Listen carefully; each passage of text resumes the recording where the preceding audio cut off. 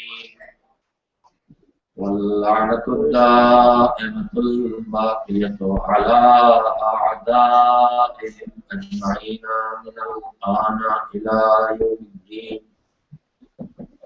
أما بعد فقد روي عن الصادقين عليهما السلام في دعاء القمر: بسم الله الرحمن الرحيم.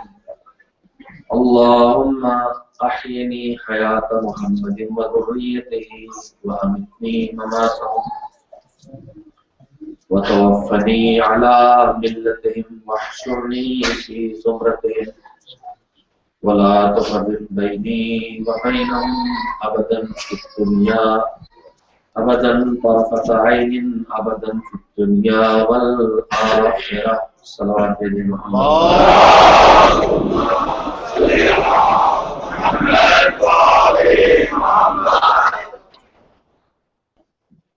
آج امام حضرت محمد باقر علیہ السلام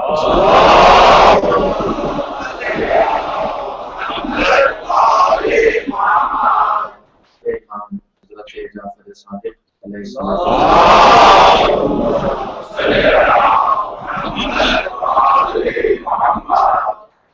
معصور دعا ہے زیارت عاشورہ کے بعد پڑھنے کے لیے، جس کو دہرانے کا شرف آپ حضرات کی خدمت میں روز حاصل کر رہا ہوں کہ پروردگارہ ہم کو پیغمبر خدا حضرت محمد مصطفیٰ صلی اللہ علیہ وآلہ وسلم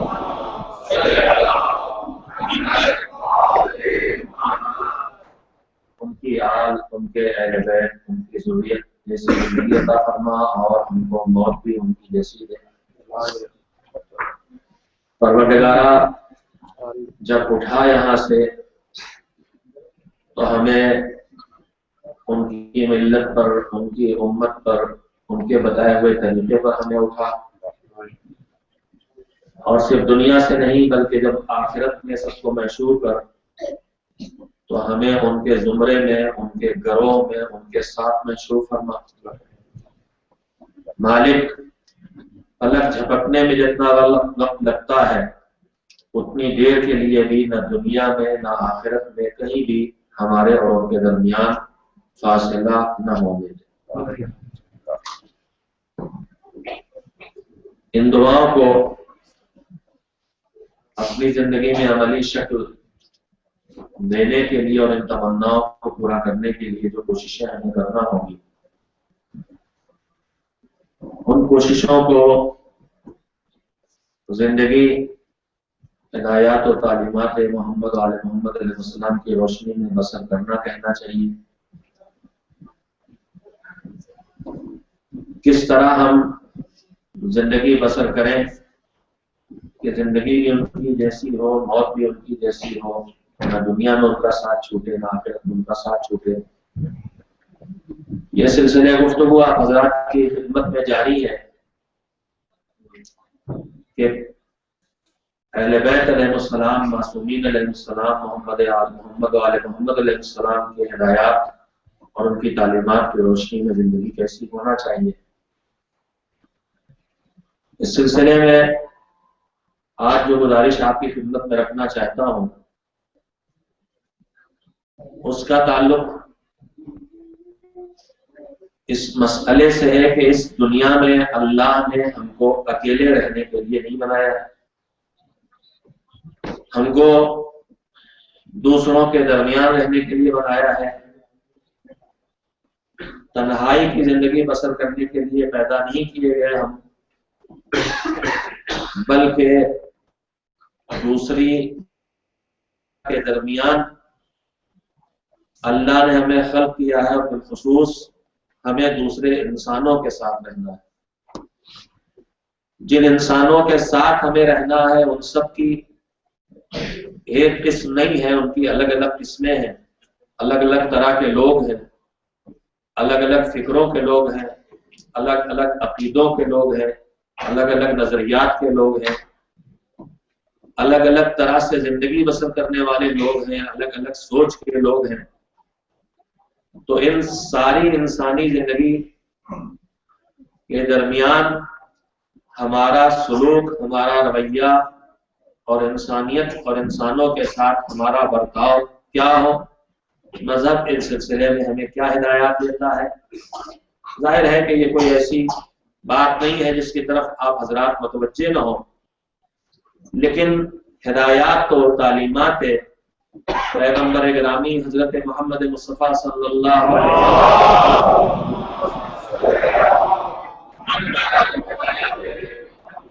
تعلیمات اہل بیت علیہ السلام کی روشنی میں اجتماعی زندگی جو ہم ایک دوسرے کے ساتھ رہتے ہیں، چاہے وہ ہماری فیملی کی زندگی ہو، گھریلو زندگی ہو، ہمارے خاندان ہو، ہمارے علاقے کے رشتے ہوں، یا ہم وطن ہوں، یا عمومی طور پر انسان ہوں، ان کے ساتھ ہمارا سلوک اور ہمارا برتاؤ کیا ہوگا، اس سلسلے میں مذہب بہت سی رہنمائیاں ہمیں کرتا ہے۔ اس میں سے ایک اہم ترین موضوع حیات پر اس وقت آپ کی خدمت میں کچھ باتیں عرض کرنا چاہتا ہوں۔ ہدایات معصومین کی روشنی میں عزیزو، انسانوں کی بہت سی قسمیں ہیں۔ قرآن مجید میں انسانوں کی کچھ قسموں کو اللہ نے پیش کیا ہے، اور کچھ قسمیں جو ہم نے بنا لی ہیں ان قسموں کو اللہ نہیں قبول کرتا ہے۔ اس کے عمل کے لحاظ سے، اس کے علم اور جہالت کے لحاظ سے، اس کے نظریات کے لحاظ سے مختلف قسمیں بنتی ہیں۔ انسان اپنے عقیدے کے لحاظ سے، اپنی فکر کے لحاظ سے کیا مانتا ہے اور کیا نہیں مانتا ہے، اس لحاظ سے قرآن مجید نے انسانوں کی تین بنیادی قسمیں بتائیں۔ تینوں لفظوں سے آپ واقف اور آشنا ہیں۔ پہلی قسم ہے دین پروردگار یا خود پروردگار کا انکار کرنے والا، کوئی خالق نہیں مانتا، کسی پیدا کرنے والے ہی کو نہیں مانتا ہے، منکر ہے، یا مانتا ہے لیکن اس کے بنائے ہوئے نظام کو نہیں مانتا ہے، جو نظام دین ہے اس کی اصلی بنیادوں کو قبول نہیں کرتا ہے، وجود خدا کا قائل ہے، توحید کا قائل نہیں ہے۔ اس دنیا میں بہت بڑی آبادی ہے جو وجود خدا کا انکار نہیں کرتی ہے لیکن توحید کی قائل نہیں ہے، توحید کے قائل ہیں لیکن نبوت کے قائل نہیں ہے۔ نبوت کے قائل کسی نہ کسی شکل میں اگر ہیں کہ اللہ کی طرف سے ہدایت کا انتظام ہوتا ہے، تو آخرت اور قیامت کے قائل نہیں ہے، یہ ہے منکرین، انکار کرنے والے۔ اس انکار کرنے والے کے لیے ایک عام لفظ قرآن مجید میں استعمال ہوا ہے، اس انکار کا نام ہے کفر۔ اور جتنی قسمیں انکار دین، انکار وجود الہی کی ہوتی ہیں وہ سب کفر کے شمار میں آتی ہیں۔ ایک طرف ہے انکار کرنے والی دنیا، انسانوں کا ایک بڑا طبقہ ہے انکار کرنے والوں کا، جو کافر کہلاتے ہیں۔ قرآن کی زبان میں کفر انکار کرنے کو کہتے ہیں، نہ ماننے کو کہتے ہیں، چھپانے کو کہتے ہیں۔ اس کے بعد جو اقرار کرنے والے ہیں، ان اقرار کرنے والوں کی بھی دو قسمیں ہیں، مکمل نظام دین کا اقرار کرنے والے یا اس کے کچھ اہم حصوں کا اقرار کر کے کچھ کا انکار کر دینے والے، صرف زبان سے اقرار کرنے والے یا دل کی گہرائیوں سے بھی ماننے والے۔ تو اگر اقرار صرف زبان پہ رکے یا اقرار دل سے بھی ہو لیکن چند باتوں اور چند بنیادی باتوں کا اقرار کرنے کے بعد دین کے باقی اجزاء کا اقرار نہ ہو، تو ایسا انسان دائرہ اسلام میں آ جاتا ہے۔ لیکن پھر قرآن مجید ایک لفظ اور استعمال کرتا ہے کہ اقرار ہو دل سے اور پورے نظام کا اقرار ہو تو یہ کہلاتا ہے ایمان۔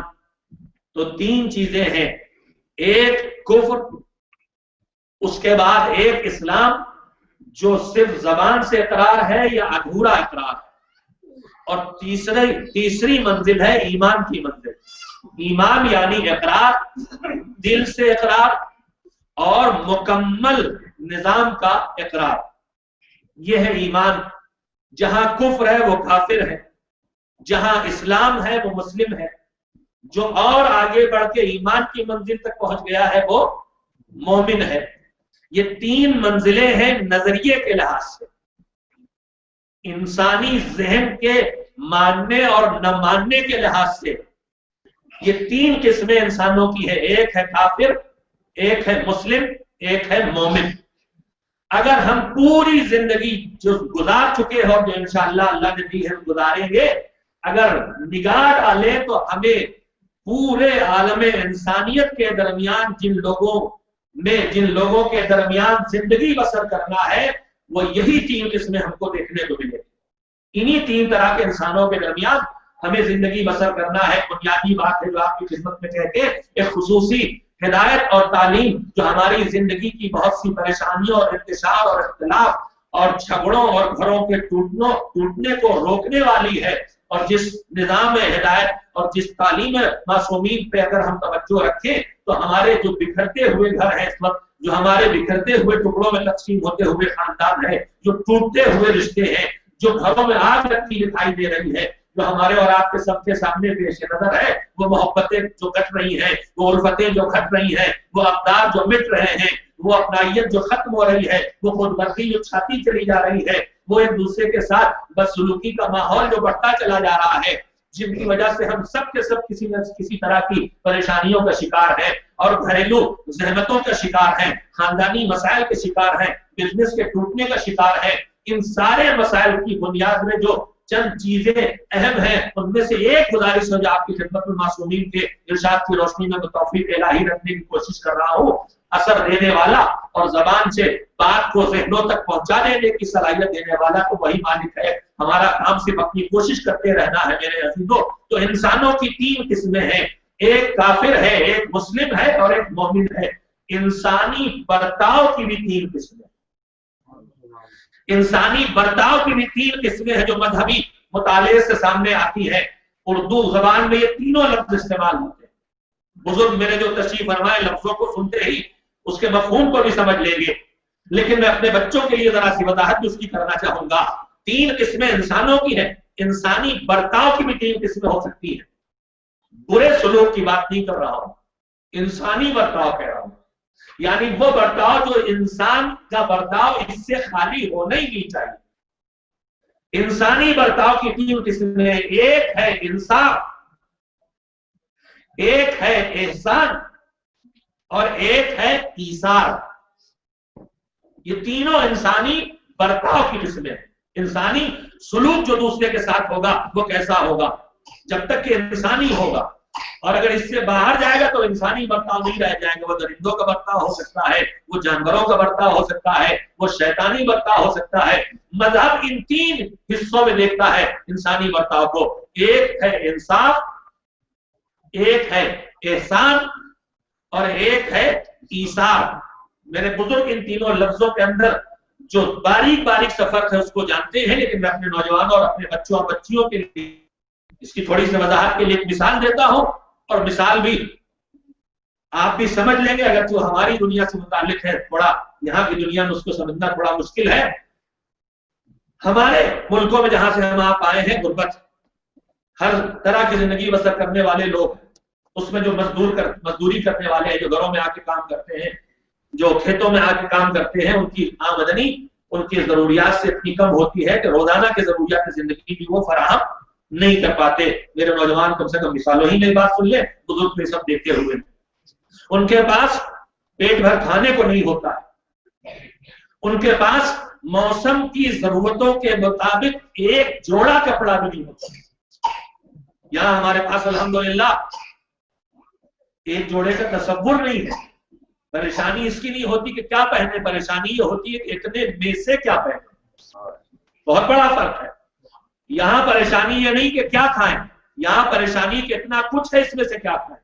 لیکن آپ جن ملکوں سے تعلق رکھتے ہیں وہاں آج بھی کہیں اور نہیں، خود آپ کے اپنوں میں صورتحال موجود ہے کہ جہاں موسم بدلتا ہے تو پریشانی ہوتی، ٹھنڈک سے بچائیں کیسے، اپنے بھوکے ہیں کھائیں کیا، آخر ہے نہیں کچھ، یہ صورتحال ہوتی۔ میں مثال دنیا کی جان بوجھ کے آپ کی خدمت میں لایا ہوں تاکہ نوجوان ان حالات کی طرف بھی تھوڑا تھوڑا متوجہ رہیں۔ گھر میں کوئی کام تھا، ہم ایک کام کرنے والے کو لے کے آئے، مزدور کو لے کے آئے، اس سے ہم نے مزدوری طے کر لی، تمہیں 200 روپئے ملیں گے، اور یہ وہ واقعی رقم میں نے آپ کو بتائی ہے۔ جس پہ ہم کام کرا رہے ہیں، اور 200 روپیے کا مطلب آپ جانتے ہیں اپنی زبان میں شاید $4 بھی زیادہ ہوں گے، 1 گھنٹے کے نہیں، $2 پاکستان کے $2، 1 گھنٹے کے نہیں 1 دن کے لے کے آئے، ہم نے طے کیا کہ تم کو 200 روپیے دیں گے۔ اس نے صبح سے شام تک کام کیا، کام کر کے جب جانے لگا تو میں نے اسے 200 روپیے نکالے اور اس کے حوالے کر دیے۔ وہاں یہ بھی ہوتا ہے کہ طے کر کے لائے 200 اور شام کو 100 کا نوٹ پکڑا رہے ہیں۔ اس نے کہا صاحب آپ کیا کہہ کے لائے ہیں؟ تو بس جاتا ہے کہ وہ بیچارہ یہی سولو کے چلا جائے گا۔ یہ سب حالات بھی ہوتے ہیں، لیکن یہ بڑے اپنے خیال میں بہت شریف انسان ہے، اور ہے بھی کہ جو طے کر کے لائے وہ انہوں نے ان کے حوالے کر دیا۔ 200 طے کر کے لائے تھے، 200 حوالے کر دیا۔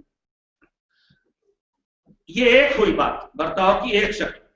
اب اس کے بعد ایک ذرا سی تبدیلی، 200 روپیے دیتے وقت دیکھا سخت ٹھنڈک پڑ رہی ہے اور اس کے بدن پر صرف ایک بوسیدہ سی پرانی سی قمیض ہے، یہ ٹھٹر رہا ہے، یہ ابھی تک اپنے جھونپڑے تک جاتے جاتے کانپتا ہوا جائے گا، وہاں بھی اس کے پاس سڑی ہوئی گجڑی سی ہو۔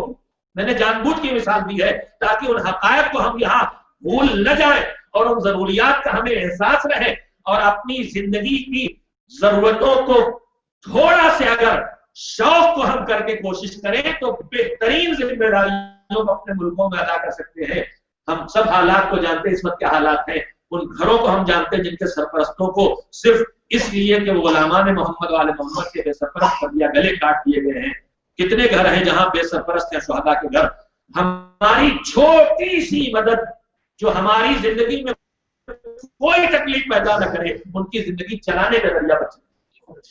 خیر، اصل موضوع ہے تو یہ بھی پیش نظر، یہی باتیں ہیں جو ہماری زندگی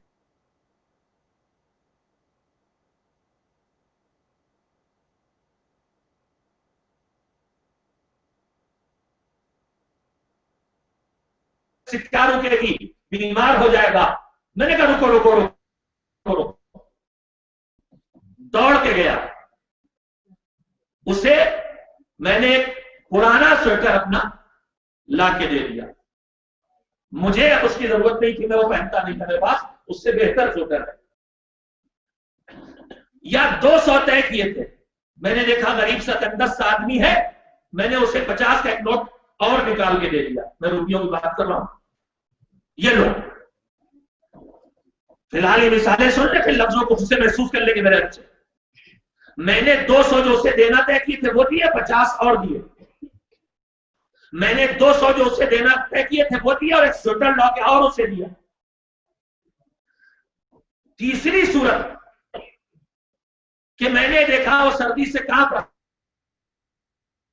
پتلا لاغر سا ہے، عمر کی ڈھلان پہ بھی ہے، سردی کھائے گا، برداشت نہیں کر سکے گا، میرے گھر میں اس سے بہتر انتظام ہے۔ اتفاق سے ایک ہی سویٹر تھا جو میں بھی پہنے تھا۔ اب یہ مثال کا حصہ ہے۔ میں نے جلدی سے وہ سویٹر اتارا، اس کو دے دیا۔ میں نے کہا کل جا کے میں خرید لاؤں گا، میرے پاس پیسے تو ہیں، اتفاق اس وقت سویٹر نہیں، کل خرید لاؤں گا، آج رات کو تھوڑی سی مجھے ٹھنڈک کی تھوڑی دیر کی زحمت ہوگی بس۔ تو یہ میرا جو تھوڑا تھوڑا سے عمل بدلا ہے، اس کی تبدیلی کو محسوس کرے۔ جب میں نے اس سے جو وعدہ کیا تھا وہ 200 اس کو دیے، تو یہ میرا عمل صرف انصاف کہلائے گا۔ اگر اس سے کم دیتا تو یہ ظلم بن جاتا، لیکن اگر میں نے وہی دے دیا جو میں نے طے کیا تھا تو میرا یہ عمل کہلائے گا انصاف۔ لیکن میں نے اس کی دن بھر کی زحمت دیکھی، محنت دیکھی، میں نے کہا تم نے بہت اچھا کام کیا ہے، یہ 200 تو تمہاری 50 روپے اور تو یہ جو 50 میں نے دیے یہ اب انصاف کی حدوں سے مراد مجھے تھوڑا آگے لے گیا۔ اب میں نے اسے وہ دیا جس کا وہ مجھ سے پانے کا حقدار نہیں تھا، لیکن دینے میں مجھے کوئی زحمت اٹھانا نہیں پڑی، نہ 50 روپیے دینے میں زحمت تھی، نہ اپنا پرانا سویٹر دینے میں زحمت تھی۔ میرا یہ عمل انصاف سے تھوڑا اونچا اٹھا، احسان کی بلندیوں پہ آ گیا، اس نے سلوک کی بلندیوں پہ آ گیا، انصاف سے آگے گیا ہے۔ دوسرے کے ساتھ پہل کر کے اچھا برتاؤ کرنا یہ ہے احسان، جس کا جو حق بنتا ہے اتنا اسے دینا، یہ ہے انصاف۔ مگر دوسرے کو جتنا اسے حق ہوتا ہے उतना देने में जब तक अपने को कुचलना ना पड़े, जब तक खुद को, तवज्जो दीजिएगा लफ्जों पे, जब तक खुद को दबाना ना पड़े, जब तक खुद को तकलीफ में डालना ना पड़े, तब तक ये कहलाता है एहसान। लेकिन जब दूसरे के साथ अच्छा बर्ताव करने में, जो उससे मिलना चाहिए उससे ज्यादा करने में, अगर मुझे अपने आप को कुचलना पड़े, जब मैं अपना स्वेटर उतार के उसे दे रहा हूं, अब मेरे पास फिलहाल स्वेटर नहीं रह जाएगा तो मैं जहमत उठाऊंगा, तो ये जब इस मंजिल पे आ जाऊंगा तो ये मेरा बर्ताव कहलाएगा ईसार। तो तीन इंसानों की किस्में हैं, तीन बर्ताव की किस्में हैं। मुनकिर दीन एक ज़बानी इकरार या नाकिस इकरार करने वाला मुस्लिम, और मुकम्मल इकरार करने वाला मोमिन। इंसानों की तीन किस्में हैं, काफिर है, मुस्लिम है, मोमिन है। बर्ताव की भी तीन किस्में हैं, इंसाफ है, एहसान है, ईसार है। हिदायत मोहम्मद आले मोहम्मद हमसे कहते हैं जुल्म की कहीं गुंजाइश नहीं है। जहां तक इंसानियत मिले तुम्हें इंसाफ करना है, चाहे वो काफिर ही क्यों ना हो। और जहां थोड़ी सी तरक्की उसने इंसानियत की राह पे की, इस्लाम की मंजिल पे आ गया, तो अब मुसलमान के साथ इंसाफ काफी नहीं है, अब एहसान की रविश अपनाओ ताकि ये एहसान उसे खींच के ईमान की तरफ लाए।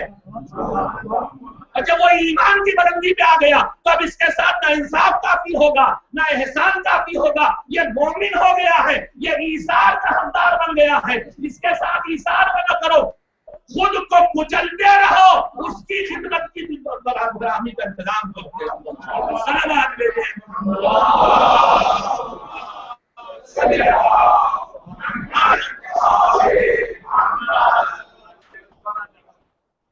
ईमानी बरादरी में, इंसानी जिंदगी में इंसाफ का दामन हाथों से कभी नहीं छूटे।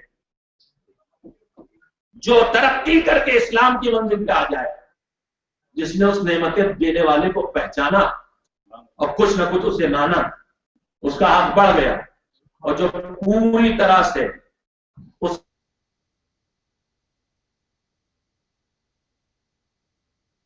जिंदगी ईसार बना के रखना। ईसार का मतलब यह होता है कि मैं कुछ छोड़ूं। ईसार का मतलब यह होता है मैं कुछ अपने आप को दबाऊं। हक, इस बर्ताव की तरफ कुरान मजीद भी रहनुमाई करता है, मोहम्मद अलैहिस्सलाम के इरशादात और हिदायत भी रहनुमाई करते हैं। हमारे दरमियान जो बहुत से मसाइल हैं, उनकी एक बुनियादी वजह यह है कि उसूल हयात हमें मिले।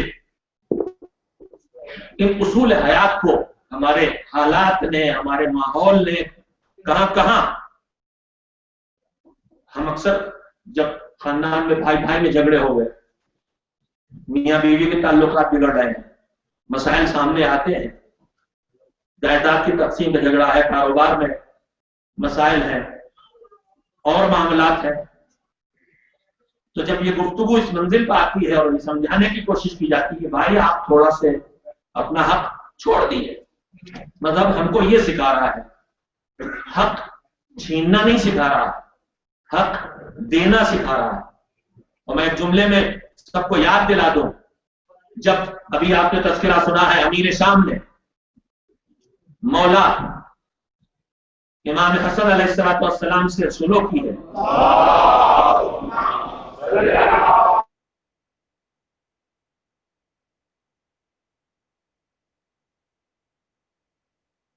आके इमाम से जुमला कहा था तंज के तौर पर कि हक आपका है और आपसे छिन गए। तो इमाम का जुमला मारूफ है, इमाम ने फरमाया था मैं हम करता हूं उस अल्लाह की जिसने मुझे हक छीनने वालों में करार नहीं दिया है, हक दे देने वालों में। लेकिन हम जिंदगी में जो घरेलू मसाइल, छोटे छोटे मसाइल, कुंबे के अंदर के मसाइल से लेके पूरे मुआशरे और सोसाइटी के मसाइल में जो एक बुनियादी सोच हमारे दिलों पे छाई हुई है, ठीक है हम किसी पे जुल्म नहीं करते, किसी का हक नहीं मारते, किसी का कुछ छीनते नहीं है, लेकिन हम अपना हक तो ले लेते। मेरे अजीजों, मजहब यहाँ पे जो हमें रहनुमाई कर रहा है, जरा दुश्वार मंजिल है जिंदगी की, लेकिन मासूमीन हमें इसी ऊंचाई भी देखना चाहते हैं। میں واقعات اور سیرت کے نمونے کے سہارے بات آسانی سے کہہ لیتا ہوں. چھٹے امام حضرت جعفر صادق علیہ السلام،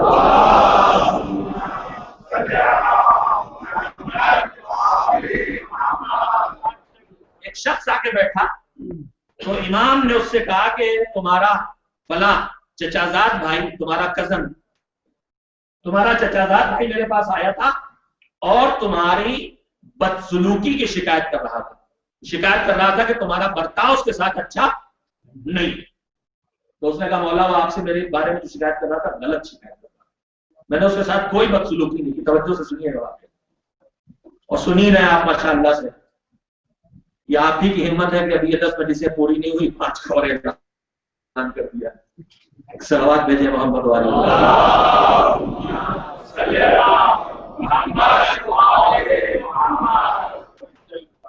تمہاری شکایت کر رہا تھا، تمہارے برتاؤ کی شکایت کر رہا تھا، تم نے اس کے ساتھ بدسلوکی کی ہے، اس کی شکایت کر رہا تھا. اگر حضرات چاہیں تو اندر بہت جگہ ہے، تشریف لے آئیں.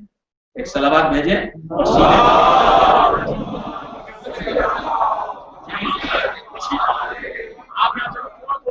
نعرے تکبیر، نعرے رسالت، نعرے حیدری، محمد وآل محمد بلند صلوات.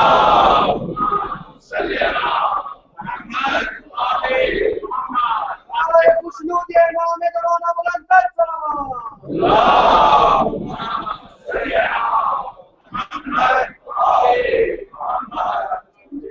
انصاف، احسان، ایثار کی باتیں ہو رہی ہیں. آج سارے موقع آپ کو مل گئے، جس کا جو جی چاہے کرے. ان تین سے باہر نہیں جا سکتے. بہرحال یا انصاف یا احسان یا ایثار. ایک صلوات بھیجتے رہیے اور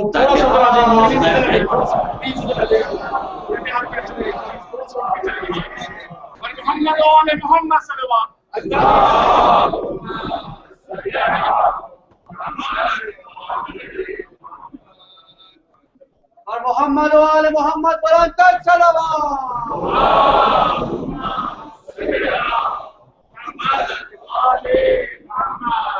خشنود امام زمانہ بلند صلوات.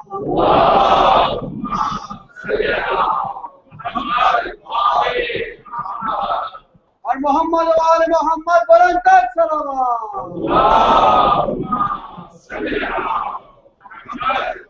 اسلام میں جتنا دیجیے گا انصافی ہوگا، ایثار نہیں ہوگا، نہ احسان ہوگا. جتنا بھی دیجیے گا انصاف ہو جائے تو بہت دعا کریں کہ انصاف ہو جائے. صلوات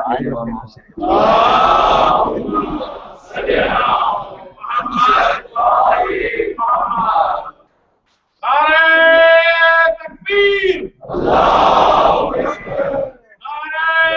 تکبیر، رسالت،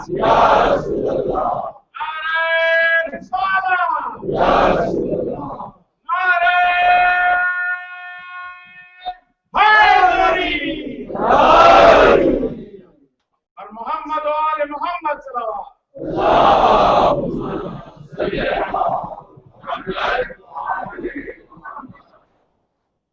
ان موضوعات پر بالخصوص اپنے بچوں اور جوانوں کے لیے اس لیے گفتگو کرنا ضروری ہے.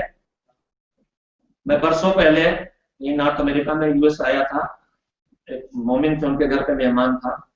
ان کے 2 ہی بچے تھے، بیٹی بیٹا. اور وہ خود کئی بھائی بہن تھے ماشاءاللہ سے، جیسے ہم سب ہیں. ہمارے بھائی بہن ہم زیادہ ہیں، ہماری اولاد اس کے مقابلے میں کم ہے. اللہ کرے کہ اولاد کی اولاد اور کم نہ ہو. تو کئی بھائی بہن وہ لوگ خود تھے اور ان کے ایک ہی بیٹا ایک ہی بیٹی تھی. تو ہمارا جو اس وقت رہائش کا انداز ہے اس میں کیا ہے، گھر ہے اور گھر میں ہر ایک کا ایک الگ الگ کمرہ ہے. اور پھر ہر بچے کی زندگی کی ہر ضرورت اس کے پاس، یہ اس کا کمپیوٹر ہے، اس کا کھلونا ہے، اس کی ہر چیز الگ الگ ہے، سب کچھ الگ الگ ہے. انہوں نے ایک بہت بنیادی بات کہی، میں آپ کو خیر سنائی دیتا ہوں. انہوں نے کہا مولانا ہم لوگ بہت سے بھائی بہن تھے، ایک لحاظ میں 2 3 کو رہنا پڑتا تھا، کمرہ تو الگ الگ دور کی بات. ایک کھلونا آ جائے تو باری باری کھیلتے تھے، پہلے چھوٹا والا کھیل ہے، وہ انتظار کر رہا ہے تو بڑا والا کھیلے گا۔ تو ان چیزوں نے ہمارے اندر ایسے بہت سے جذبے پیدا کر دیے تھے جن کو سکھانے کی ضرورت نہیں۔ ہمارے اندر جب ہم دوسرا کھیل لیں تو ہم کھیلیں گے، حساب کا جذبہ تو خود پیدا ہوگا۔ ایک ہی لحاظ میں سب زندگی بسر کر لیں تو ایک دوسرے کے ساتھ شیئر کرنے کا جذبہ خود بخود پیدا ہو گیا۔ ابھی جو زندگی آ گئی ہے اس میں کمرے الگ ہیں اور کھلونے الگ ہیں اور ہر چیز مائن ہے، وہ والی مائن بھی جو ان کی اور وہ مائن بھی جو ان گھروں کو اڑاتے ہیں۔ تو جب ہر چیز اپنی اپنی ہو گئی تو نہ جانے کتنی چیزیں ہیں جن کی تربیت حالات سے مل رہی تھی، اب وہ تربیت ختم ہوتی چلی جا رہی۔ لہذا آپ کو الگ سے محنت کرنا پڑے گی، یہ سکھانا پڑے گا کہ کبھی تمہیں کھیلنے کا دل چاہ رہا ہے مگر تم اپنا کھلونا اس کو دو تاکہ وہ بھی کھیلے۔ آپ اپنے ہاتھ سے دے سکتے ہیں مگر بچے کے ہاتھوں سے دلوانا پڑے گا۔ ہمارے بزرگ کیا کہتے ہیں، دروازے پر فقیر کی آواز آئی، لو آٹا لے کر باہر پہنچا کے آؤ۔ پہلے دن سے تربیت ملتی تھی، سب موقع ہی ختم ہو گئے تو ٹریننگ آئے گی کہاں سے؟ نہ دروازے پہ کوئی فقیر آئے گا، نہ کوئی دوست سے سوال پھیلائے گا، نہ ہم بچے سے کہیں گے جا کے دے کے آؤ۔ تو آپ کو ان مسائل پہ خصوصیت سے توجہ دینا پڑے گی۔ اس لیے میں کم سے کم ایک دن اس موضوع پہ گفتگو آپ کی خدمت میں شروع کی میں نے کرنے کے لیے۔ تو میرے عزیزو، ہمارے درمیان جو مشکلات ہیں ان میں سے بہت سی اسلامی اقدار کا ختم ہو جانا، جن میں سے بنیادی چیز ایثار ہے۔ اگر ہمارا اپنا حق ہے اور ہم اسے لیتے ہیں تو ہم سمجھتے ہیں یہ تو ہم نے کوئی جرم نہیں کیا، حالانکہ اس سے بھی کچھ مسائل پیدا ہوتے۔ ائمہ نے سلسلے میں جو ہماری ہدایت کی اس طرح شاید تذکرے کا وقت باقی نہیں رہ جائے گا۔ چھٹے امام کی خدمت میں ایک شخص آ کے بیٹھا، امام کا چاہنے والا، امام کا ماننے والا، امام کی بات کو سننے والا، سمجھنے والا، اور سمجھ لے تو قبول کر لینے والا۔ امام نے اس سے کہا کہ تمہارا چچازاد بھائی اور کزن آیا تھا اور وہ تمہارے برتاؤ اور سلوک کی شکایت کر رہا تھا، کہہ رہا تھا تم نے اس کے ساتھ بدسلوکی کی۔ تو اس نے کہا کہ مولا وہ بلا وجہ آپ سے شکایت کر رہا تھا، میں نے اس کے ساتھ کوئی بدسلوکی نہیں کی۔ امام نے کہا کہ وہ کہہ تو رہا تھا، کہا مولا غلط کہہ رہا تھا، میں نے اس کے ساتھ کوئی بدسلوکی نہیں کی، بس میں نے اتنا کیا ہے۔ پورے واقعے کی پوری بات سمجھ میں آنے کے لیے جملے پہ توجہ ضروری ہے۔ وہ کہتا ہے کہ میں نے اتنا کیا ہے کہ میرے چچازاد بھائی اس کزن پر کچھ حق نکلتا تھا، تو جو نکلتا تھا وہ میں نے پورا اس سے لے لیا ہے۔ ہماری آپ کی زبان میں تھوڑی پرانی اردو میں پائی پائی وصول لیا۔ اب اس پائی پائی کو پینی پینی اور پینس پینس کر لی اس نے۔ میں یہ جانتا ہوں پائی پائی کی جو اوقات تھی وہ اس پینی پینی اور پینس پینس کی نہیں ہے۔ اس نے کہا میرا جو بنتا تھا میں نے وہ پورا اس سے لے لیا، میں نے اس کا اوپر کوئی ظلم نہیں کیا، اس کے ساتھ کوئی بدسلوکی نہیں کی، میرا حق تھا میں نے لے لیا، پورا لے لیا۔ اکثر مسائل ہمارے سامنے آتے ہیں، لوگ اسی پہ اڑے رہتے ہیں کہ تو میرا حق ہے صاحب، اس کو کیوں نہ لوں میں۔ لیکن انسانی زندگی میں پرسکون زندگی بسر کرنے کے لیے جو مذہب ہمیں رہنمائیاں کر رہا ہے، بالخصوص ایمانی زندگی میں، امام نے جب اس نے کہا کہ میں نے اس کے ساتھ کوئی بدسلوکی نہیں کی، کوئی برا برتاؤ نہیں کیا، میں نے اپنا حق ہے جو پورا اس سے لے لیا ہے، تو روایت کہتی ہے امام کے چہرے پر ایک ناپسندیدگی اور ناراضگی کے کیفیت پیدا ہوئی، اور اس کے بعد امام نے کہا کہ ایک طرف تو یہ کہہ رہا ہے کہ نے اپنے بھائی سے پورا اپنا حق وصول لیا، اور دوسری طرف کہہ رہا ہے کہ کوئی بدسلوکی نہیں کی اس کے ساتھ، تو پھر تیری نگاہ میں اپنے بھائی کے ساتھ بدسلوکی ہے کیا؟ اکثر ہمارے گھروں میں نہ جانے ایسے کتنے مسائل پیدا ہوتے ہیں اسی ایک بنیاد پہ پیدا ہوتے۔ آخر تیری نگاہ میں بدسلوکی ہے کیا، وہ تو بتا۔ تو اس نے کہا وہ نہیں سمجھا امام کی بات، کہا مولا میں نے اپنا حق لیا، یہ کہاں سے بدسلوکی ہو گئی؟ جب امام نے دیکھا کہ متوجہ نہیں ہو رہا ہے تو امام نے قرآن مجید کی ایک آیت پڑھی۔ تھوڑا سا وقت لگے گا اس کے سنانے میں، لیکن کام کی باتیں انشاءاللہ۔ امام نے فرمایا کہ سن، قرآن مجید میں کامیاب انسانوں کی کچھ صفتیں بیان کر رہا ہے قرآن کی جگہ، اس میں ایک حصہ اس کا یہ ہے والذین یصلون ما امر اللہ بہ ان یوصل ویخشون ربهم ویخافون سوء الحساب۔ وہ لوگ آخرت میں کامیاب ہوں گے، وہ لوگ آخرت میں نجات یافتہ ہوں گے۔ بہت سی صفتیں ہیں، لیکن امام نے جو آیت کا جو فقرہ تلاوت کیا مجھے صرف وہ سنانا ہے جو امام جو سمجھانے کے لیے کہہ رہے ہیں۔ وہ کامیاب ہو گئے والذین یصلون ما امر اللہ بہ ان یوصل، وہ لوگ اللہ نے، بالکل لفظی ترجمہ کر رہا ہوں آیت، اللہ نے جن کو جوڑ کے رکھنے کا حکم دیا ہے وہ لوگ جن کو اللہ نے جوڑ کے رکھنے کو دیا اس کو جوڑ کے رکھیں گے وہ کامیاب ہونے والے. اللہ نے کس کو جوڑ کے رکھنے کو دیا ہے؟ ٹوٹی ہوئی پیالی کو, ٹوٹی ہوئی پلیٹ کو نہیں, اللہ کے بنائے وہ رشتے جن کو اللہ نے خون سے جوڑا ان کو اللہ نے جوڑ کے رکھنے کا حکم دیا ہے, توڑنے کی اجازت نہیں دی ہے. ایک جملے میں پوری بات پہنچ جائے آپ تک انشاءاللہ. پیغمبر خدا ہم کتنی جلدی اللہ کے بنائے خون کے رشتوں کو چھوٹی چھوٹی باتوں پہ توڑ دیتے. بھائی بھائی سے ناراض ہو گیا, ہم ان سے بات نہیں کرتے, بہن ان کے یہاں نہیں جاتی, ان کی لڑائی ان سے ہو گئی, ان کی جنگ ان سے ہو گئی. اللہ کے بنائے رشتوں کو توڑنے کا نقصان صرف اسے نہیں پہنچے گا جو اس معاملے میں غلط راہ پہ. توڑنے میں ہو سکتا ہے دو میں کوئی ایک صحیح راہ پہ ہو, لیکن توڑنا بہرحال غلط ہے. جو غلطی کی وجہ سے جھگڑے پیدا کر رہا, ہم نے کہا اس سے کیا کرے تعلق رکھتے ہیں, بھائی جھگڑالو ہے, ہم الگ بیٹھ گئے, اس سے توڑا ہم بھی توڑ دیں. اس کا نقصان خالی اس کو نہیں پہنچے گا, اس کو بھی پہنچے گا. پیغمبر خدا حضرت محمد مصطفیٰ صلی اللہ علیہ وسلم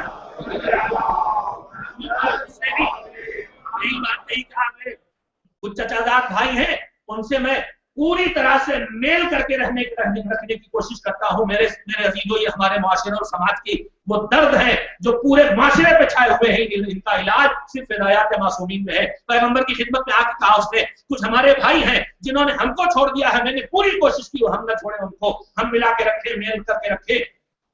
ہم لوگ کہتے ہیں نا ہم نے فلاں بیٹے کی دعوت میں بلایا نہیں آئے, پھر دوسرے بیٹے کی دعوت میں بلایا, ہولی میں بلایا, پھر بھی نہیں آئے, صاحب اب تو ہم بھی. تو ایسے پیغمبر صاحب نے کہا انہوں نے ہم کو چھوڑ دیا ہے اور ہم نے بھی فیصلہ کر لیا ہے کہ اب تو ہم بھی. تو پیغمبر نے کہا تم نے کیا فیصلہ کر لیا, انہوں نے تم کو چھوڑ دیا, تم نے کیا فیصلہ کر لیا؟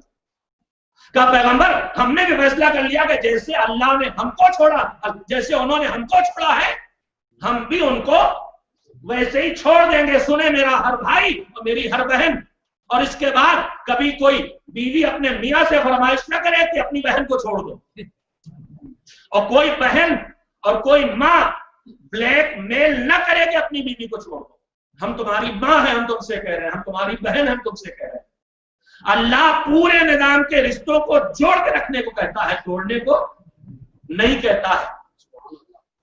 کہا ہم نے بھی طے کر لیا ہے. کہا کیا کرو گے؟ کہا جیسے انہوں نے ہمیں چھوڑ دیا ہے ویسے ہی ہم انہیں چھوڑ دیں گے. پیغمبر کا جملہ سنیے, صادق و امین کا جملہ سنیے. پیغمبر نے فرمایا اذن یرفضکم اللہ جمیعا, انہوں نے تم کو چھوڑا وہ بدنصیب, لیکن اگر تم بھی ان کو چھوڑ دو گے اس لیے انہوں نے تم کو چھوڑ دیا ہے تو سنو, پیغمبر کہتے ہیں پھر اللہ تم سب کو چھوڑ دے گا.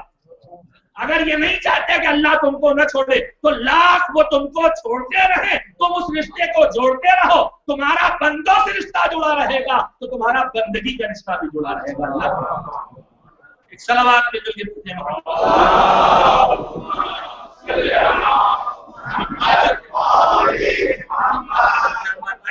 بحث وہ کر رہا ہے, میں نے اپنا حق دیا ہے, کچھ اور الگ سے نہیں کیا, اپنا پورا حق لے لیا ہے, کوئی بدسلوکی میں نے نہیں کی. تو امام نے اسے آیت سنانا شروع کی, والذین یصلون ما امر اللہ بہ ان یوصل, جن کے جوڑ کے رکھنے کو اللہ دیتے ہیں, وہ لوگ جو اس کو جوڑ کے رکھتے ہیں وہ آخرت میں کامیاب ہوتے ہیں. اس کے بعد والذین یصلون ما امر اللہ بہ ان یوصل ویخشون ربهم, اور وہ لوگ آخرت میں کامیاب ہونے والے ہیں جو اپنے مالک کی عظمتوں کا احساس کر کے اس سے ڈرتے ہیں. وقت دامن میں گنجائش نہیں بچی, 2-4 منٹ آج مجھ سے زیادہ ہو جائیں گے, 2-4 منٹ کر, لیکن ایک پیاری سی بات ہے اس آیت کی تفسیر میں, اس لیے میں وہ آپ کی خدمت میں. اور کام کی بات, میرے عزیزوں, اللہ نے ہم کو جینے کے لیے جو کچھ ضرورت تھی وہ سب دیا. اس میں ایک ہمت اور بہادری بھی دی ہے اور ایک ڈر بھی دیا ہے. شجاعت اور بہادری بھی ہماری زندگی کی ضرورت ہے اور ڈر بھی ہماری زندگی کی ضرورت ہے. بیجا استعمال ہر نعمت کو مصیبت بناتا ہے, بیجا استعمال ہر نعمت کو مصیبت بناتا ہے, لیکن زندگی کی ضرورت ڈر بھی ہے. آپ شاید ابھی اس بات کو قبول کرنے پہ تیار نہ ہو. یہ بتائیے, سڑک پار کر رہے ہیں, یہاں کے مسئلے میں یہاں بہت بڑا بہت آتا جاتا ہوں, رہائش میری یہاں کی, میری مثالیں زیادہ تعلق اس سے رکھتی ہیں. منہ ادھر ادھر کیے بغیر سڑک پار کرنے کے ہم لوگ آتی ہیں. कदम आगे बढ़ाया, एक मरतबा जन से कार पास से गुजरी, तो क्या होता है, बरजस्ता बढ़ता हुआ कदम पीछे आ जाता है। ये पीछे मुझे कौन चीज लेके आई, मेरी बहादुरी लेके आई या मेरा डर लेके आया? मेरा डर लेके आया। और अगर न डरता तो चला जाता। यहां मुझे किसने बचाया? मेरे डर ने बचाया। कहीं सांप है तो मैं उससे दूर हट रहा हूं, कहीं कोई दरिंदा है तो मैं उससे भाग रहा हूं। तो ये डर है जो इंसानी जिंदगी की जरूरत को पूरा करता है, हिफाजत का जरिया बनता है। डर अल्लाह की दी हुई एक नेमत है, और दुनिया की हर नेमत में अल्लाह ने कुछ असर रखा है। डर का असर क्या है? दूर करना। दूर करना किससे? जिससे डर पैदा हो जाए उससे दूर करेगा। हमारे जैसे खतरनाक मौलवियों से हमारे बच्चे ही डरते हैं। इधर मौलवी दिखाई दिया, उधर दूसरे दरवाजे से। डर का मतलब ही दूरी है। ये जो इंतजामिया के लोग, इनसे पूरी कौम डरती है, देखते ही कहेंगे मेंबरशिप नहीं थी। तो जहां डर आता है वहां दूरी पैदा होती, और जितना डर बढ़ता है उतनी दूरी बढ़ती है कि घटती है? जिससे जितना डर बढ़ेगा उससे उतनी दूरी बढ़ेगी। पूरी कायनात में एक हकीकत हुकूमत कर रही है। बड़ी कीमती बात है अजीजों, एक जुमले के सारे कह रहा हूं। डर अल्लाह की दी हुई एक ऐसी जरूरत इंसानी है जो इंसान के अंदर जिससे डरे उससे दूरी पैदा करती, और जितना खौफ बढ़ता है दूरी बढ़ती है। मगर उस करीम परवरदिगार ने इस कायनाती हकीकत को अपने लिए बिल्कुल बदल दिया।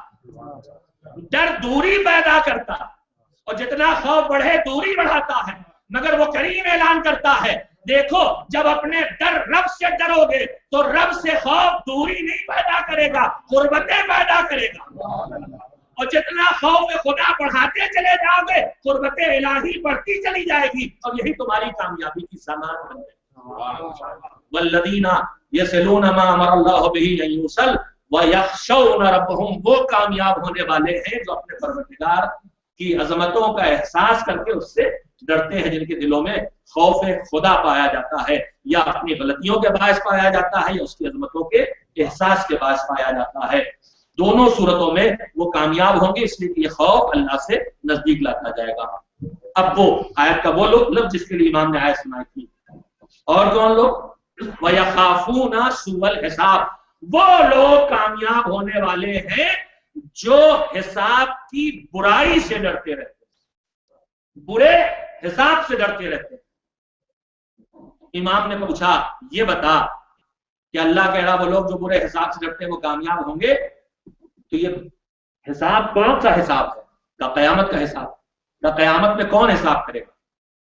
कयामत में किसके हाथों में हिसाब होगा? का अल्लाह के हाथ में हिसाब।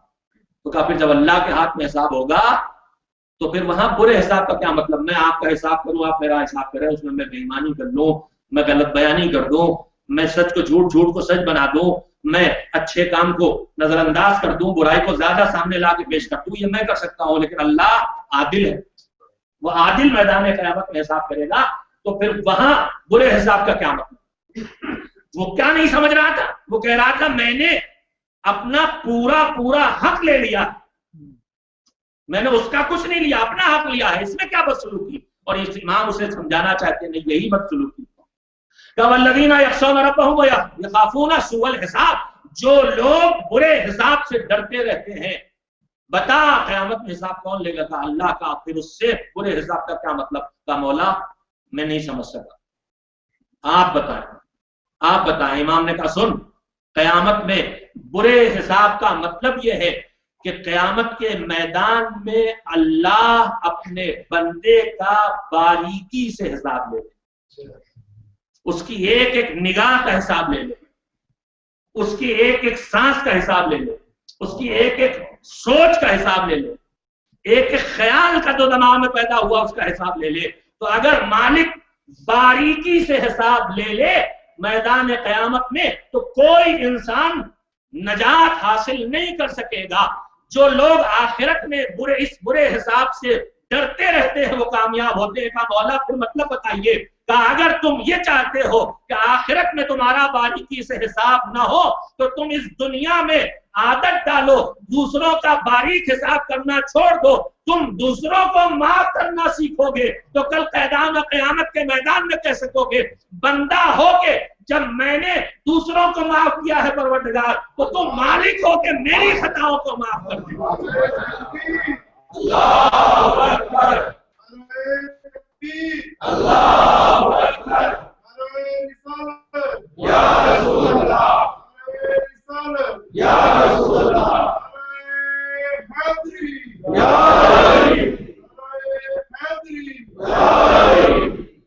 इसीलिए मजहब ने जो हमें सलीका जिंदगी सिखाया है, अल्लाह ने हमें ज़हानत दी है, समझदारी दी है, हमको बाशऊर बनाया है। गलतियां हम पकड़ लेते हैं, जिंदा रहने के लिए इनका समझना भी जरूरी है, लेकिन इसमें भी जो मजहब ने सलीका सिखाया है, मैं अपनी हर बहन और अपने भाई, अपने बुजुर्गों, अपने छोटों सबसे ये बात कर रहा हूँ, अल्लाह मुझे भी इस पर अमल की ज्यादा ज्यादा तौफीक दे और हम सबको तौफीक दे ताकि हमें पुरसुकून जिंदगी बसर कर सके। हमारे दरमियान जो लोग हैं उनकी दो किस्में हैं। देखिए, अल्लाह ने हमें आंखें दी हैं, ज़हानतें दी हैं, समझ दी है, शऊर दिया है, हमारी निगाहों में गलतियां भी आती हैं और उन गलतियों की तरफ मुतवज्जे भी होते हैं, मगर जो निजाम जिंदगी का, अगर पुरसुकून जिंदगी चाहिए तो जो मासूमीन ने हमें तरीका हयात दिया है, आठवें इमाम हजरत अली रज़ा अलैहिस्सलाम,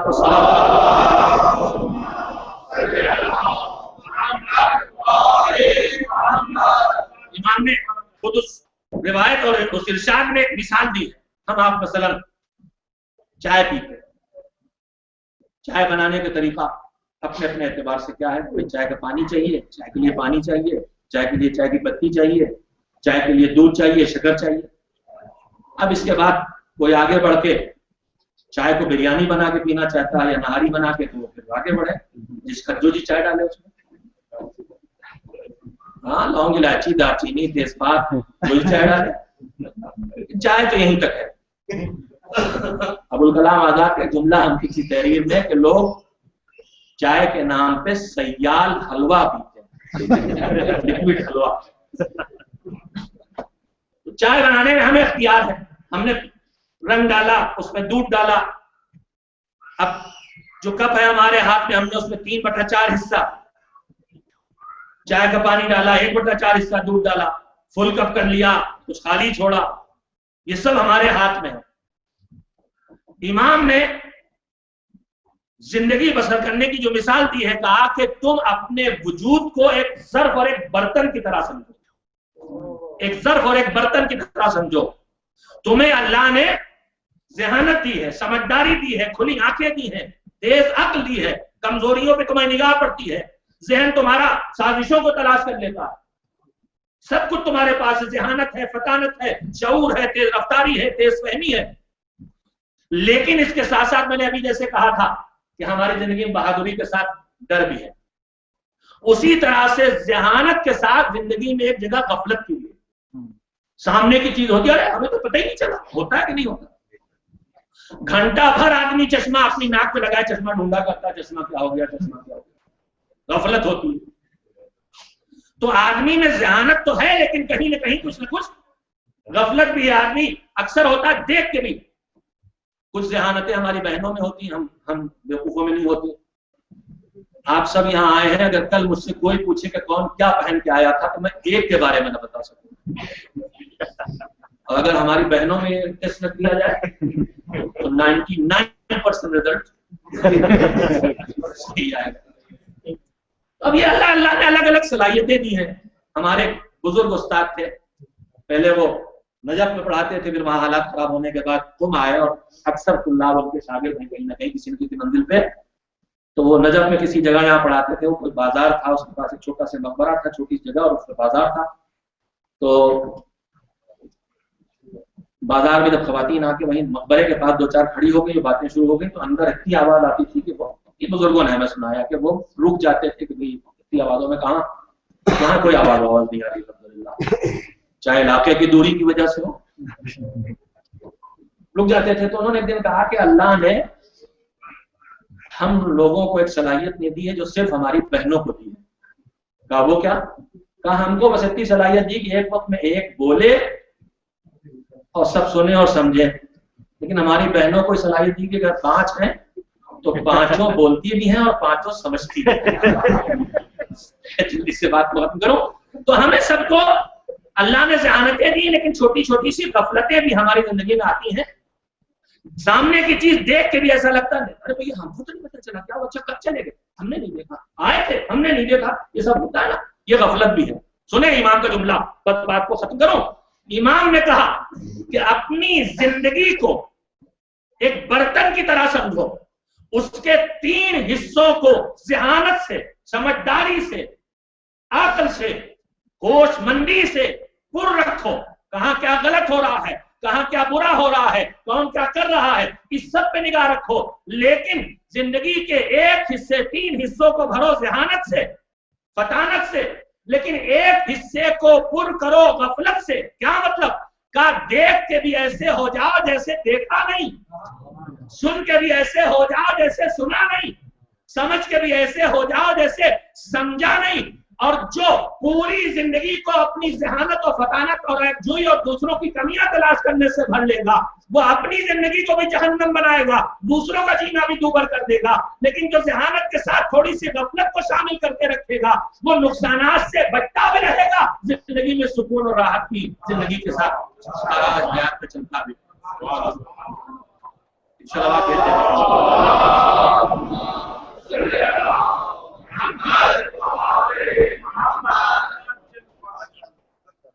محترم, اس سے زیادہ اب وقت نہیں لینا مجھے آپ کا.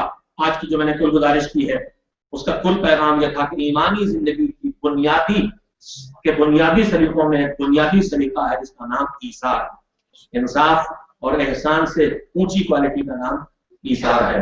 جن کربلا والوں کا فرش ہم نے یہاں بچھایا ہے, ان کی عزاداری کے لیے ہم جمع ہوئے, وہاں اگر آپ نظر ڈالیں گے تو ایک سے بڑھ کے ایک نمونہ ایثار کا دکھائی دے گا. ہر قدم پر صاحبان ایثار ہیں, بڑھ کے قربانیاں دینے والے, اور کیسی کیسی قربانیاں دینے والے, بڑی مشکل قربانیاں, جہاں سر سے چادروں کا جانا تصور سے باہر ہے. گوٹ کے پالے جو میدان جنگ میں جا کے خود لڑے وہ تو جائیں, مگر کربلا کو کیسے نمونے پیش کرتی ہے. کربلا وہ نمونے پیش کرتی ہے جن کی انسانیت میں تلاش مشکل ہے. 6 مہینے وہ بچہ جو اپنے پیروں پہ جا نہیں سکتا, اسے خود باپ اپنی آغوش میں لے کے چلتا اور ہمیں کھڑے ہو کے رخصت کرتی ہے. عزیزو, 6 محرم گزر گئی, 7 محرم کی شب شروع ہو گئی. یہ شب وہ شب ہے کہ جس کی صبح سے حسین کے خیموں میں ایک قطرہ آگ نہیں. اب سکینہ بھی پیاسی ہیں, اب اصغر بھی پیاسی ہیں. یہ 6 مہینے کا حسین کا لال کربلا میں آیا ہے تو 6 مہینے کا ہوا, مگر حسین جب 28 رجب سن 60 ہجری کو مدینے سے نکلے تو یہ مہینوں کا نہیں تھا, چند دنوں کے طور. حسین مدینے سے جب رخصت ہو رہے تھے اور قافلہ حسینی رخصت ہوا, قافلہ چلا ہے مگر حسین کو اپنی ایک بیمار بیٹی کو مدینے میں چھوڑ کے جانا پڑ رہا ہے. قافلہ روانہ ہو گیا ہے, بیویاں ہماریوں میں سوار ہو چکی ہیں کہ مرتبہ آواز دی کو حسین کی بیمار بیٹی ایک بار اور کنبے سے خداحافظ کہنا چاہتی ہے. اونٹ روکے گئے, بٹھائے گئے, چادریں کھینچی گئیں, ہماریوں سے بیویاں نکلیں. حسین کی بیمار بیٹی فاطمہ ایک مرتبہ پھر آ کے ایک عزیز سے, بہن سے, ماں سے, پھوپھی سے رخصت ہونا شروع ہوئی. وہ وقت آ گیا, فاطمہ صغرا پہنچ گئی. حسین کی بیٹی حسین کے ننھے سے لال کے تک پہنچ گئی, رباب تک پہنچی. اماں ایک بار اور بھیا چند دنوں کا. ہم آپ جانتے ہیں کہ اولاد سے جیسی محبت ماں کو ہوتی ہے, اس کے بعد یہ محبت پھر بہن کو بھائی سے ہوتی ہے. بہن اگر بڑی بہن ہوتی ہے تو اس کی محبت ماں سے بہت نزدیک محبت ہوتی ہے. ماں ایک بار اور میرا بھیا مجھے دے دو, کلیجے سے لگا. اصغر کو لیا, سینے سے لگایا, تھوڑی دیر تک گلے سے کلیجے سے لگائے رکھا. رباب نے کہا بیٹا قافلہ چلنے میں دیر ہو رہی ہے, لاؤ مجھے دے دو. اماں اب میں بھیا کو تب آپ کے حوالے کروں گی جب اصغر خود آپ کے پاس اپنی مرضی سے گود میں آئے. جب آپ نے ہاتھ پھیلایا آ جا میرے لال میری گود میں آ جا، مگر اصغر ماں کی گود میں جانے پہ راضی نہیں. قافلے کو دیر ہو رہی ہے، زینب آگے بڑھی، آ جا میرے لال میری گود میں آ جا. اصغر پھوپھی کی گود میں جانے پہ تیار نہیں. چھوٹی بہن آگے بڑھی، سکینہ نے ہاتھ پھیلائے بھیا میرے بھیا میری گود میں آ جاؤ، مگر اصغر سکینہ کی گود میں بھی جانے پہ راضی نہیں. قافلے سے دیر ہو رہی ہے، حسین نزدیک آئے، میرے لال آ جا میری گود میں آ جا. مگر نہ جانے جلنے سے اصغر نے اپنی بہن کے سینے سے لگ کے دل کی دھڑکن میں کون سا درد محسوس کیا تھا کہ اصغر آپ کی گود میں بھی جانے پہ تیار نہیں ہے. اصغر اپنی بہن کی گود سینے سے لگتے ہوئے نہ جانے کا احساس کیا ہے، نہ جانے کی بے چینی کا احساس کیا ہے. ایک مرتبہ حسین جھکے اور خاموشی سے کوئی لفظ حسین نے اصغر کے کانوں میں کہا. محمد کے اصغر حسین کی گود میں آ گئے. عزادارو تم سب کو پتا ہے حسین نے کیا کہا. حسین نے کہا ٹھیک ہے میرے لال تم رک جاؤ مدینے میں اپنی بہن کے پاس، مگر کربلا کے میدان میں جب تمہارا بابا اکیلا ہوگا، جب تمہارا چچا شادی کٹا کے سو چکا ہوگا، تب تمہارا بھائی کچے پہ برچھی کھا کے سو چکا ہوگا، جب کوئی نہیں ہوگا تیرے بابا کی مدد کرنے کے لیے تو اصغر پھر اس وقت تیرے بابا کی مدد کون کرے گا. محمد کے اصغر گود میں آ گئے. بابا میں چلوں گا آپ کے ساتھ، آپ کی تنہائی میں آپ کی مدد کروں گا. اصغر قافلے میں حسین کے ساتھ کربلا پہنچے. 7 محرم سے پانی ختم ہوا، زبان سوکھی، ہونٹ پکڑائے. دھیرے دھیرے وقت آیا کہ بچہ بے ہوشی کے عالم میں اس گرمی کے ماحول میں چھولے میں پڑا ہوا ہے. اب تو تڑپتے بھی نہیں ہیں اصغر، اب تو بلکتے بھی نہیں ہیں، اب تو روتے بھی نہیں ہیں. شدت آتش میں بس کے عالم میں پہنچا دیا ہے. صبح عاشور آئی، شہیدوں کے جنازے اٹھتے رہے. وہ وقت بھی آیا کہ جب حسین جوان لال کے لاشے کو بنی ہاشم کے بچوں کے سہارے کربلا کے میدان سے خیموں تک لے آئے. اب سوار ہو کے گئے، میدان کربلا میں گئے اور ایک مرتبہ آواز دی حل من ناصر سنا، حل من مغیثی یغیثنا. ارے کوئی ہے جو اس میرے یہاں مددگار کی مدد کرے، کوئی اس فریادی کی فریاد کو پہنچے. حسین کی آواز مقتل سے اٹھی، خیموں تک پہنچی. غش کے عالم میں اصغر کے کانوں تک بابا کی صدا استغاثہ پہنچی. تڑپے جھولے سے گرایا، کسی کی گود میں چین نہیں لیتے، بے چین ہو کے بیویوں نے گریا شروع کیا. حسین کے کانوں تک بیوی کے رونے کی آواز پہنچی. دروازے پہ آئے، ارے میری بہن زینب ابھی تو حسین زندہ ہے، اتنا بے چین ہو کے رونے کا سبب کیا ہے؟ اللہ زینب نے کہا بھیا جب سے تم نے آواز استغاثہ بلند کی اصغر نے تڑپ کے جھولے سے گرا دیا. کسی کی گود میں چین نہیں لیتے. حسین سمجھ گئے میرا لال مدینے کے وعدے کو پورا کرنا چاہتا ہے. لاؤ میرے بچے کو لاؤ، شاید اس کی کمسنی پہ رحم کھا کے ظالم تھوڑا سے پانی دے دے. اصغر کو گود میں لیا، خیموں سے چلے، درے خیمہ تک پہنچے. رباب درے خیمہ کے سر کو جھکائے کھڑی ہے، کچھ نہ کہا رباب نے، بس ایک مرتبہ ننھے ششمانے کی تم لہجے پر نظر ڈالی اور ایک مرتبہ مایوس نگاہ کو اٹھا کے حسین کے چہرے پر دیکھا. زبان سے کچھ نہ کہا، مگر رباب کی نگاہیں کہہ رہی تھی میرے آقا ارے صبح سے جو میدان پہ گیا سلامت نہیں واپس آیا. حسین پہنچے، قلعے کی بلندی پہ گئے، اصغر کو گود میں لے کے آئے ہیں، لشکر کے سامنے کیا. आवाज दी तुम मेरे खून के प्यासे हो, इस कमसिन बच्चे ने तुम्हारा क्या बिगाड़ा है, इसे थोड़ा से पानी दे दो। अरे किसी तरह हुसैन की आवाज का कोई असर न हुआ। एक मरतबा नन्हे से लाल की तरफ मुड़े हुसैन और उसके बाद कहा, मेरे बेटे तुम भी तो अपने बाप हुसैन के बेटे हो, अरे अपने बाबा की बात जरा इन जालिमों तक तो पहुंचा दो। असगर ने बदन की ताकत को समेटा, चेहरे का रुख लश्कर यजीद की तरफ मोड़ा, अरे सूखी जबान को पकड़ाए होठों में फिराया।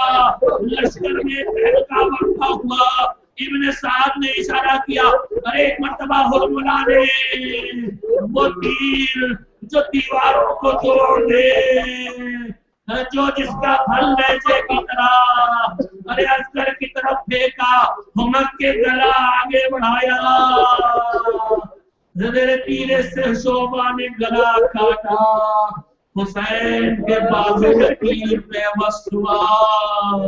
रिवायत के फिक्रे हैं, अनकलबस्वी अला यदे अबी, अरे तीर का वार ऐसा था कि बच्चा अपने बाप की गोद में पलट गया। कौन कौन से इम्तिहान में हुसैन, अरे जमीन पे खून न गिरने पाए, लाशे को संभालना है और गले से तीर निकालना है। अभी अली अकबर के कलेजे से बर्छी निकाल चुके हुसैन, तो कम से कम हुसैन के दोनों हाथ तो खाली थे, मगर यहाँ एक हाथ से लाशे को संभाला, एक हाथ से तीर को खींचा, तो खून थोड़ा थोड़ा सुल्ला चुल्लू बड़े के चेहरे पे बना, मैदान से खैमों की तरफ रुक किया, सामने रवाब का चेहरा आ गया। इन्ना लिल्लाह व इन्ना इलैहि राजिऊन के कदम पीछे हटे, फिर दिल को संभाला,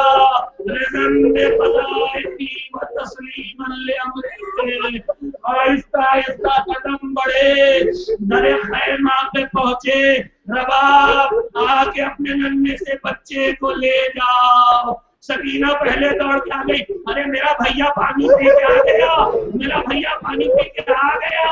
सकीना भी पहुंची, रबाब भी पहुंची, निगाह पड़ी, गला कटा हुआ, सीना खून में डूबा हुआ, कुर्ता खून से रंगीन, सहन के पीछे हटी।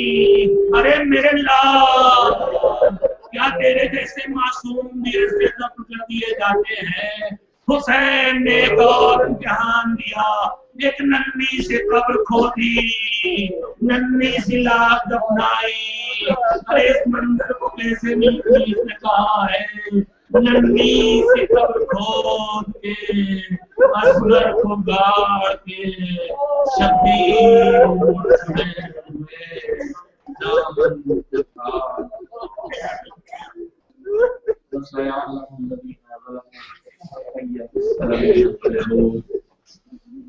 दामन के साथ अल्लाहुम्मा तक़ब्बल मिन्ना इन्नका अंतस समीउल अलीम।